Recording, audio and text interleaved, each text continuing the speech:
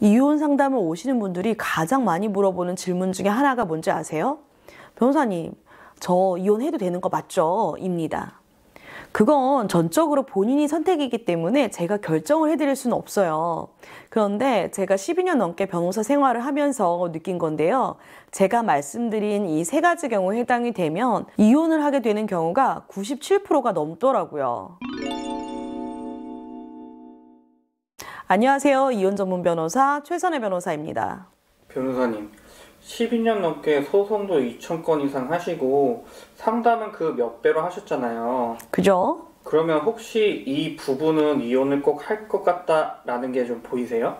제가 이혼을 할 부부를 100% 맞추는 건 어렵지만요. 변호사 경력도 좀 되고 상담 경험도 좀 되다 보니까 그 연예인 부부 나오는 프로그램 있잖아요. 그런 프로그램 보면 저 부부 좀 위태위태하다, 이혼할 것 같다 이런 느낌이 와요. 그러면 몇 년 안에 이혼 소식이 들리긴 하더라고요. 제가 오늘 말씀을 드린 이 세 가지 경우에 해당이 되면 특히 이혼할 확률이 높아집니다.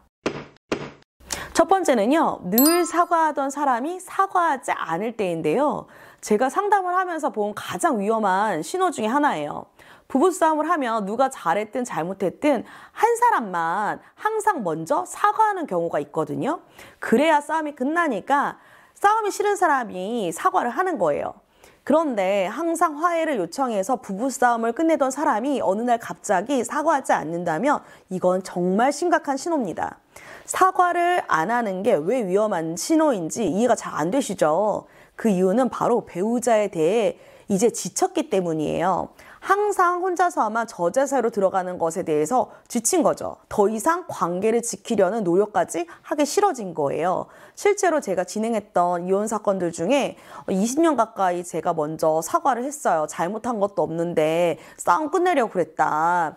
그런데 어느 순간 그럴 힘도 의지도 없더라고요. 이렇게 말씀을 하시더라고요. 그렇게 되면 부부 관계는 이미 끝이 보이는 겁니다. 더 이상 관계를 지키려는 노력을 포기했다는 의미거든요. 두 번째는요, 서로 간의 대화가 단절되고 관심이 없어진다는 거예요. 나 오늘 회식이야, 야근해야 돼. 처음엔 이런 문자도 보내고 상대방이 빨리 들어와라, 몇 시에 들어올 거냐 이런 대화도 하잖아요. 하지만 위기의 부부들은 몇 시에 들어오든 언제 들어오든 관심이 없어요. 처음에는 서로 싸워서 말을 안 하다가 점점 대화 자체도 피하게 되는 경우도 있거든요. 식사 때도 각자 핸드폰만 보고 정말 생활에 꼭 필요한 내용이 아니면 말을 안 하거나 이마저도 카톡으로 하면서 부부가 아닌 그냥 룸메이트가 아닌가라는 생각이 들 정도의 관계가 되거든요. 그런데 정말 이해한 건 뭐냐면요. 이렇게 심각한 단계가 됐는데도 싸우지 않으니 문제가 없다고 생각하는 배우자도 있더라고요.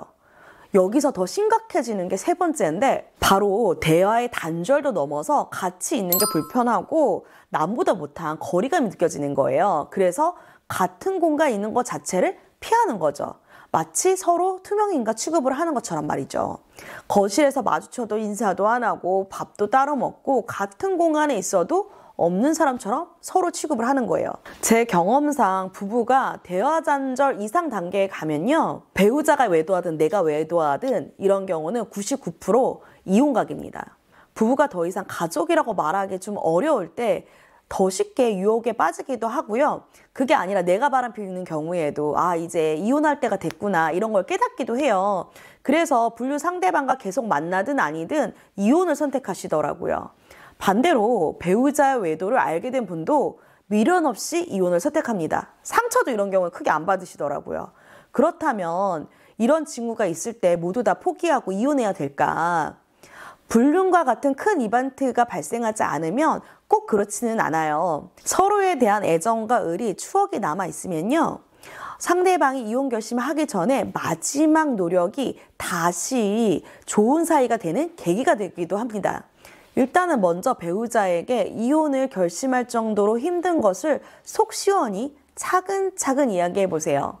내가 말하지 않고 배려하거나 힘들었던 걸 배우자가 모를 때도 많더라고요. 이때 대화를 먼저 꺼내신다면 상대방을 비난하는 말 대신 내가 왜 힘든지부터 말씀하시는 게 좋아요. 예를 들어서 난 당신 때문에 힘들어가 아니라 나는 이럴 때 힘들더라. 그래서 나 이혼할 정도로 너무 힘들어. 말씀을 하시라는 거죠. 이런 노력에도 해결이 잘 안 되신다면 전문가의 도움을 받아보는 것도 추천드려요. 당사자끼리는 대화가 부부싸움으로 계속되기 때문에 객관적인 전문가와 같이 상담을 받고 노력해보는 것도 좋을 수 있습니다.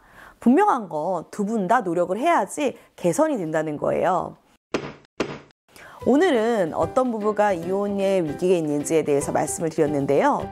아무래도 서로 다른 두 사람이 함께 생활하다 보면 크고 작은 문제가 발생할 수는 있어요. 하지만 의외로 사소한 문제 때문에 큰 다툼으로 이어지고 이게 쌓이다 보니까 이혼의 위기를 겪는 경우 많이 봤습니다. 그렇다고 너무 감정적으로만 대응하지 마시고요. 상대방의 입장에서 많은 대화를 나누어 보셨으면 좋겠어요. 진짜 마지막으로 노력한다는 생각으로 서로를 이해하고 진심으로 한 번쯤은 대화를 해보세요. 의외로 어렵지 않게 이혼 위기를 극복하실 수도 있습니다. 실제로 제 의뢰인분들 중에서도 이런 노력을 해서 제2의 신혼을 지내시는 분들도 적지 않게 있거든요. 만약 주변에 이혼의 위기를 겪고 계신 분들이 있으면 구독, 알람 설정하셔서 이 영상 꼭 공유해 주세요. 분명 이혼의 위기를 극복하는 데 도움이 요만큼은 될 겁니다.